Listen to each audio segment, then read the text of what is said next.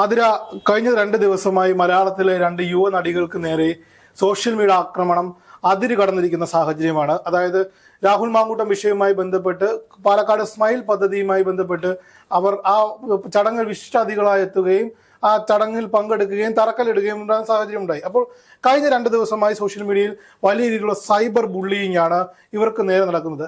ഇത്തരം പ്രവണത ശരിയാണോ? അല്ല, ഇത് ഒരിക്കലും ഒരു ശരിയായുള്ള ഒരു രീതിയല്ല. ഒന്നാമത്തെ കാര്യം, ഇത് കുറെ ആൾക്കാർ ചർച്ച ചെയ്തൊരു വിഷയം തന്നെയാണ്. പക്ഷെ അതിന്റെ വേറൊരു രീതിയിൽ ഞാനത് ആലോചിച്ചപ്പോൾ അതിജീവിത എന്ന് പറയുന്ന ഒരു വിക്ടിമിനെ നമ്മൾ പറയുന്നുണ്ട്. അവരാണ് പരാതി കൊടുത്തത്, അതിന്റെ പേരിലാണ് രാഹുൽ മാങ്കൂട്ടത്തിന് എല്ലാവരും ഇപ്പൊ അന്വേഷിച്ച് നടക്കുന്നത്. അപ്പൊ അതിനോടൊപ്പം തന്നെ ഇവരെയും കൂടെ അതിജീവിതമാണെന്ന് നമുക്ക് പറയേണ്ടി വരും. ഒരിടത്ത് ഒരു വ്യക്തിയുടെ ഭാഗത്തു നിന്നും ഉണ്ടായ അധിക്ഷേപം അല്ലെങ്കിൽ അയാളുടെ പ്രവൃത്തി മൂലം ഒരാൾ അതിജീവിതയാകുന്നു. മറ്റേടത്ത് ഒരു കൂട്ടം സമൂഹം കുറെ നടിമാറിയിട്ട് സൈബർ ബുള്ളിങ് ചെയ്ത് അവരെ അങ്ങ് വിമർശിച്ചുകൊണ്ടിരിക്കുകയാണ്. ഇവരുടെ അടുത്ത് വ്യക്തിപരമായിട്ട് ഇവർ തമ്മിൽ എന്തെങ്കിലും കണക്ഷൻ ഉണ്ടോ എന്ന് നമുക്കറിയില്ല. അല്ലെങ്കിൽ ഇവർക്ക് ഈ പറയുന്ന ആ ഒരു അല്ല, തീർച്ചയായിട്ടും കഴിഞ്ഞ 2 ദിവസമായി വരുന്നത് ഈ ചുമന്ന കാറുമായി ചുറ്റിപ്പറ്റിയുള്ള ചർച്ചകൾ ഉയർന്നു വരുന്ന സാഹചര്യത്തിൽ ഈ ചുവന്ന കാറ് പോളോ കാർ എന്ന് പറയുന്നത് യുവ നടിയുടെ ആണെന്ന് പറയുന്നത് തീർച്ചയായും അത്തരത്തിലൊരു വ്യക്തിപരമായ പങ്ക് അതിൽ രാഹുൽ മാങ്കൂട്ടത്തിന് ഒളിച്ചു കടത്താനായിട്ട് അല്ലെങ്കിൽ മുങ്ങാനായിട്ടൊരു സാഹചര്യം ഉണ്ടെങ്കിൽ ഇവർ ശിക്ഷിക്കപ്പെടണം, അവരെ കണ്ടെത്തുക തന്നെ വേണം. അല്ലാത്ത പക്ഷം പോലീസിന്റെ ഭാഗത്തു നിന്ന് ഒരു നടപടിയും ഇല്ലാത്തൊരു സാഹചര്യത്തിൽ ഇത്തരം ഒരു സാഹചര്യത്തിൽ പേരെടുത്ത് പറയുന്നതിൽ വിഷയമില്ല. യുവനടിയായിട്ടുള്ള അനുശ്രീയെയും അതേപോലെ തൻവീർ റാമിനെയും ഒരുപാട് സോഷ്യൽ മീഡിയ പേജുകൾ ഒരു ഘട്ടത്തിൽ UDF ഈ അതിജീവിതയെ കടന്നാക്രമിക്കുന്ന സാഹചര്യം ഉണ്ടെങ്കിൽ, മറ്റൊരു രാഹുൽ മാങ്കൂട്ടത്തെ പ്രൊട്ടക്ട് ചെയ്ത് നിൽക്കുന്ന സാഹചര്യം ഉണ്ടെങ്കിൽ CPM ആണോ അല്ലെങ്കിൽ മറ്റാരോ ആണെന്ന് അറിയില്ല. പക്ഷെ എല്ലാ സിനിമാ പേജുകളിലും മറ്റു പേജുകളിലും എല്ലാം ഇവരുമായി ഒരുമിച്ച് ചേർന്ന് ഒരു തരം ഇരട്ടത്താപ്പ് തന്നെയല്ലേ. കാരണം ഒരു സ്ത്രീയെ അവർക്ക് നേരെ ഉണ്ടായ അതിക്രമണത്തിനെതിരെ അവരെ സംരക്ഷിച്ചുകൊണ്ട് ഒരപ്പുറത്ത് ഒരു കൂട്ടം മാധ്യമ പ്രവർത്തകരും അതേപോലെ തന്നെ ഈ ഇടത് സൈബർ ഇടങ്ങളും എല്ലാം ആ പെൺകുട്ടിയെ സംരക്ഷിക്കുന്നു. അതേ ആളുകൾ തന്നെ അപ്പുറത്ത് മറ്റു 2-3 പെൺകുട്ടികളെ ഇതേപോലെ വിമർശിച്ചു. ഇപ്പൊ റിനി ജോർജിന്റെ കാര്യം റിനി ഇടയ്ക്ക് തിരിച്ചു കൊണ്ടുവരുന്നുണ്ട്. അപ്പൊ കുറെ അധികം പെൺകുട്ടികളെ അപ്പുറത്ത് നിന്ന് വിമർശിക്കുകയും ചെയ്യുന്നു. ഇതുകൊണ്ട് ഇവരെന്താണ് ഉദ്ദേശിക്കുന്നത്? വാക്കുകൾ സ്ലട്ട് ഷെയ്മിംഗ് ഉൾപ്പെടെയുള്ള കാര്യങ്ങളാണ് ഇവരുടെ ഫോട്ടോയ്ക്ക് താഴെയായിട്ട് കമന്റുകളായി വരുന്നത്. ഇത് ഒരു തരത്തിലുള്ള മാനസിക രോഗമാണെന്ന് പറയാതെ പോകാൻ കഴിയില്ല.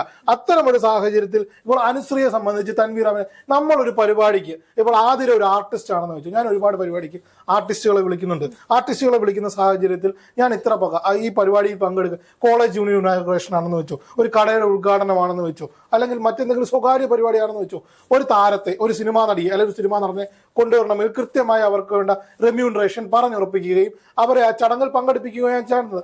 അപ്പോൾ തീർച്ചയായിട്ടും അപ്പോൾ അവരുടെ ചോദ്യം വരുന്നത്, ഇത്തരം ഒരു ആരോപണം ഉന്നയിച്ചിരിക്കുന്ന സാഹചര്യത്തിൽ ഇത്തരത്തിലുള്ള ഒരു വ്യക്തിയുടെ പരിപാടിയിൽ പങ്കെടുക്കുന്നത് അവര് ബോധപൂർവം പങ്കെടുത്തതാണ്. അതെ, സ്മൈൽ പദ്ധതി എന്ന് പറയുന്നത് 10 പേർക്ക് വീട് വെച്ച്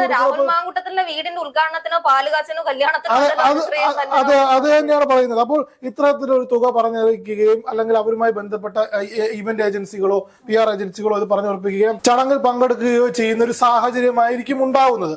അതിനെ ഇത്രത്തോളം പർവ്വതീകരിച്ച് അവരെ താഴ്ത്തിക്കെട്ടുകയും മോശമായ രീതിയിൽ ഇരുവരുടെയും ഫോട്ടോകൾ ചേർത്തുകൊണ്ട്, രാഹുൽ മാങ്കൂട്ടമായിട്ടുള്ള ഫോട്ടോകൾ ചേർത്തുകൊണ്ട് കേട്ടാലിറക്കുന്ന ക്യാപ്ഷനുകൾ വെച്ച് പല ഗ്രൂപ്പുകളിലും, വാട്സപ്പ് ഗ്രൂപ്പുകളിലും, സോഷ്യൽ മീഡിയ ഗ്രൂപ്പുകളിലും ഇത് മാരകമായി പ്രചരിപ്പിക്കുന്ന ഒരു സാഹചര്യം കഴിഞ്ഞ 2 ദിവസങ്ങളായി കണ്ടുവരുന്നു. മറ്റൊരു ചോദ്യം, ഇതിൽ നിന്ന് ഇവർക്ക് എന്താണ് നേടാൻ കഴിയുന്നത്? കമ്പി കഥകൾ വരെ ചില ആർട്ടിസ്റ്റുകൾ ഇരുന്ന് എഴുതി തയ്യാറാകുന്നതാണ് സത്യാവസ്ഥ. കാരണം ഇവര് പോലും അറിയാത്ത കഴിഞ്ഞ ദിവസമായിരുന്നു അനുശ്രീയും രാഹുൽ മാങ്കൂട്ടവും ഈ നന്ദഗോപൻ ഭജൻസിന്റെ ഒരു പരിപാടി ആ ഒരു ഫോട്ടോ കട്ട് ചെയ്തെടുത്ത് ക്ലിയർ ആക്കിയിട്ട് ഇവൻ ഇപ്പൊ ഇവളുടെ കൂടെയാണ്. ഇതാണ് അനുശ്രീയൊക്കെ തന്നെ നേരത്തെ അവർ ഒരുപാട് പഴികൾ കേട്ടാണ്. അവരുടെ രാഷ്ട്രീയം BJP ആണ്, അവർ ഉണ്ണിമുഖന്തിനുമായി ചേർന്ന് നിൽക്കുന്നു, അങ്ങനെയുള്ള സൈബർ ലിഞ്ചിങ് ഏറ്റുവാങ്ങിയിട്ടുള്ള ഒരു യുവനടിയാണ് പറയുന്നത്. കഴിഞ്ഞ ദിവസം അതിനെതിരെ ഇവർ ഒരു രാഷ്ട്രീയം നോക്കി ഒരു പരിപാടിക്ക് പോകാൻ കഴിയും ഒരു ആർട്ടിസ്റ്റിനെ സംബന്ധിച്ച്. അതായത് ഇപ്പോൾ BJP ഇപ്പോ സുരേഷ് ഗോപി എന്ന് പറയുന്ന വ്യക്തി എടുക്കുക. സുരേഷ് ഗോപി അദ്ദേഹം നടൻ എന്ന നിലയിൽ ഞാൻ പോയി അല്ലെങ്കിൽ അതിലെ പോയി ഒരു പരിപാടിക്ക് സന്നദ്ധ സേവനത്തിന്റെ ഒരു പരിപാടിയിലേക്ക് വിളിക്കുകയാണ്. അദ്ദേഹം പറയും കൃത്യമായി ഇത്ര തുക എന്റെ ചാരിറ്റബിൾ സൊസൈറ്റിക്ക് തരിക, അല്ലെങ്കിൽ അദ്ദേഹം അങ്ങനെയൊക്കെയാണ് പറയുക, ചാരിറ്റിക്ക് നൽകുക എന്ന് പറയുമ്പോൾ ആ പരിപാടിക്ക് വരുന്നത് രാഷ്ട്രീയം നോക്കിയിട്ടില്ല, താരം എന്ന നിലയിലാണ് വരുന്നത്. അപ്പോൾ അനുശ്രീയെ സംബന്ധിച്ച് അദ്ദേഹം അവർ വെച്ച് പുലർത്തുന്ന രാഷ്ട്രീയം BJPയുടെ രാഷ്ട്രീയമാണ്, RS രാഷ്ട്രീയമാണെന്നുള്ള പഴി നടികൾ അവർ ബാലഗോകുലത്തിന്റെ പരിപാടിയിലൊക്കെ പങ്കെടുത്തപ്പോൾ ഇപ്പോൾ പറയുന്നത് എന്താണ്, അവർ കോൺഗ്രസ്സുകാരിയായി. രാഹുൽ മാങ്കൂട്ടത്തിലിന്റെ കൈ പിടിച്ച് അവർ കോൺഗ്രസിലേക്ക് എത്തുന്നു, കോൺഗ്രസ് അനുഭാവം പുലർത്തുന്നു. കഴിഞ്ഞ ദിവസം അവരുടെ വീട്ടിൽ വോട്ട് ചോദിക്കാൻ ചെല്ലുന്ന ഒരു റീൽ ദൃശ്യങ്ങളൊക്കെ നമ്മൾ കണ്ടതാണ്. അവർ എല്ലാ സ്ഥാനാർത്ഥികളുമായി ഇടപഴകുന്നതും അത് അവരുടെ നാട്ടിൽ, എനിക്ക് തോന്നുന്നു കൊല്ലം ജില്ലയിൽ പത്തനാപുരത്തിനടുത്താണ് അവരുടെ നാട് എന്നാണ് എനിക്ക് തോന്നുന്നത്. അവിടെ എല്ലാവരുമായി മിങ്കിൾ ചെയ്ത് ഒരു സാധാരണക്കാരിയെ പോലെ എല്ലാ പരിപാടികളിലും ഇഴുകിച്ചേർന്ന് പ്രവർത്തിക്കുന്ന ഒരു വ്യക്തിയാണ്. തൻവീറാമാണെങ്കിലും അത്തരത്തിൽ പരിപാടികൾ പോകുന്നു.